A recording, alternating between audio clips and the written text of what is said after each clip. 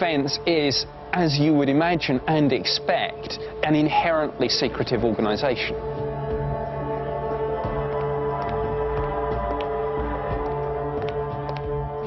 The Ministry of Defence receives more Freedom of Information Act requests on UFOs than any other subject, including the war in Iraq or Afghanistan.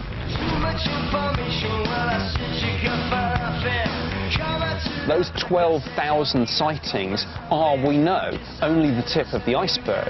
Many people who see a UFO won't report to anyone, either because they fear that they'll be ridiculed or they feel that they won't be believed. So when we talk about 12,000 reports in the MOD's archive, we can speculate with a reasonable degree of certainty that the real figure is certainly over 100,000.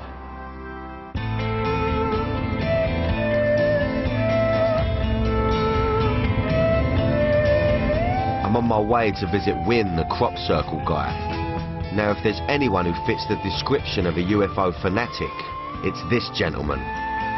He's been filming the skies above his house every single night for 15 years.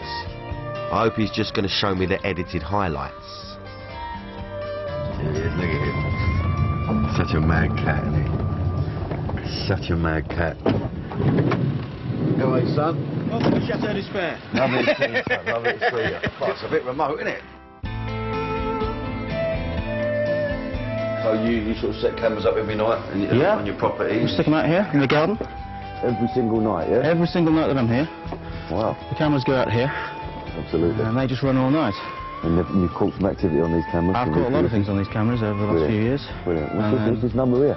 That's a robotic tracking telescope. A robotic tracking telescope. It is indeed, sir. Wow. This is what I film the stuff on the moon with.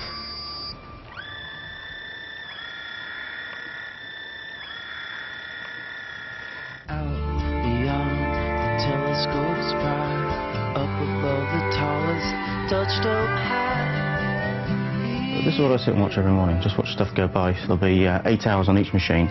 We'll fast forward them back. That will take like an hour to watch through. What, you just sit there, you just fast forward it? Yeah, while you're working or having your breakfast and doing all that kind of stuff, making your phone calls, you're just watching it spooling through on both screens. So that's like 4 hours a day. It takes like 4 hours, so say 25 hours a week, week in, week out, 50 weeks of the year. It's a lot of work. The thing is, you've got to look at the screen, no, because like you say, you're having a bit of breakfast or whatever, you take a while, you're going to miss something. Yeah. Personally, I prefer to watch Soccer AM whilst I'm having my toast, but Wynne's dedication has paid off. If you watch this carefully, okay, you'll see there'll be a black disc, black triangle. We'll actually now try and push that out of the way. It's actually going to prod it. It's the most astounding bit of footage I've ever seen. See, it's drawn back now, and it will actually move towards it. There we go, and that backs away. It actually backs away from it. Now you can see it pushing it. Pushing it, isn't it? Yeah. It's pushing. That's kind of what you're after, isn't it? Just, I mean, look at that. Right, now I'll show you the moon disc now. And you just watch for the bottom left corner, and it'll go by in a second. There it goes. That's the baby. Now, whose is that? And how fast was that going, to predict? 70 miles a second. That's 140 miles across there, and it covered it in real time in 2 seconds. Fuck me. Oh. Wynne may have got the patience of a saint, but I want to see some alien activity tonight. I mean, what are you hoping we're going to see tonight? The first thing we might spot are some balls of light flying around the field. Okay. They're usually a telltale. They're like an orb, are they? They are like an orb, but sometimes quite a bit bigger. And then an event occurring. And then an event. Wow, that's what we want. That would be good. Chasing a dream, no, I never pick up the pen.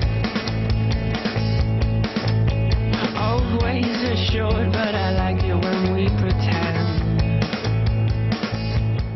Well, these are just 2 recorders. There's one for each camera, and we have 2 power supplies because we need double redundancy. Yeah. So we have independent power supplies, so if one gets hit, one might survive. You may wonder why I'm using VHS rather than digital. Yeah, old school. These keep ticking. Yeah. When other stuff stops. Give me juice, baby. My ever-changing goals. You know it's dark now, but that's how that looks on the camera now.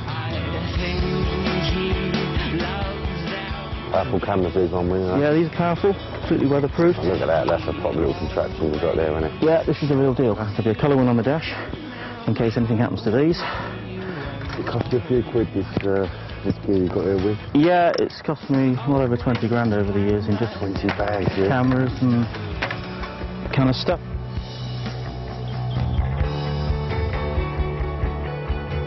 I love it, look at it in there, look.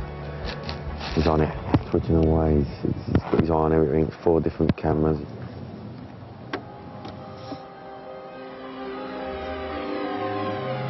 This is my bed for the night.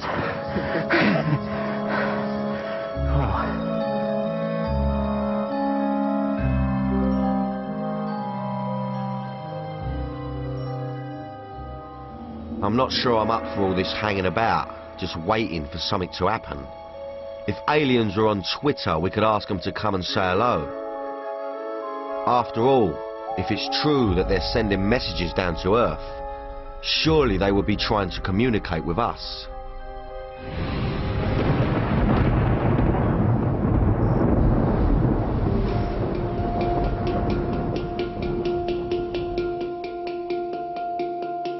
And in 1954, George King, who at that time was a taxi driver, claimed that he was contacted by telepathy by these advanced beings who inhabited Venus, Mars and various other planets in the solar system, who spoke to him via telepathy and said, prepare yourself, you are about to, you've been called to take your place in the Interplanetary Parliament. And from that point onwards, he started to receive telepathic messages, and he actually began channeling these messages through his own voice. Now, who is going to speak to you this evening, if you can get in touch? Intelligence from the planet Venus, who we call Ethereus. Right. Will you now try to go into a trance for us? I will try.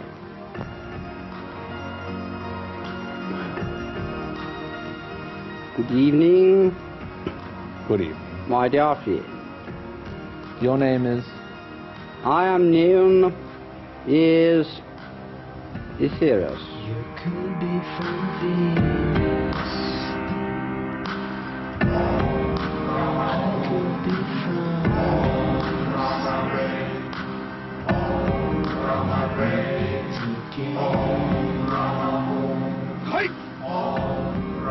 We're saying that the Star of Bethlehem was a UFO. Absolutely, definitely. We're also saying that UFOs are reported in different ways in many parts of the Bible, the Holy Bible. In Operation Prayer Power, everybody comes together. We have a prayer team who are approaching the battery, putting their hand up against the aperture of that battery. Everyone is using the mantra to send energy through them while they pray. This is where we have direct cooperation with beings from other planets. Are the planetary ones? That energy is stored in that battery, and then later on, of course, we can use that to bring healing and peace to the world. And wondrous glory. His divine heritage. I think communicating with aliens for the good of humanity is fantastic, but I wonder if getting in touch with that lot up there could increase my chances of seeing some hard evidence. I've had a call from Phil in Shropshire. He's hoping to start up an intergalactic powwow tonight. Phil, it's probably safe to say, is obsessed with the idea of aliens, with the idea of, you know, people from other planets, you know, making contact with us. So what he does is he goes to the top of a hill, another hill. There's always hills involved, I don't know why. But he's going to go to the top of a hill with some friends of his, people I think that claim to have been abducted, and he's going to try and make contact. You know, let's see what happens. Maybe tonight's the night. I finally gave myself a time to see you. I finally gave myself a time to see you for a while. What we try and do is to try and create some sort of interaction by telepathic communication, or even sending out a request signal to anything that's possibly in this area. On the tape is a recording from a number of people who've had experiences with some of these races. and they're going to talk in their language and ask and request for an interaction. Just a tiny little, just something, just anything, just a sign. Well, what it is, any sort of presentation, I mean, it could be that something's actually seen, a craft or some object presents itself, orbs or whatever.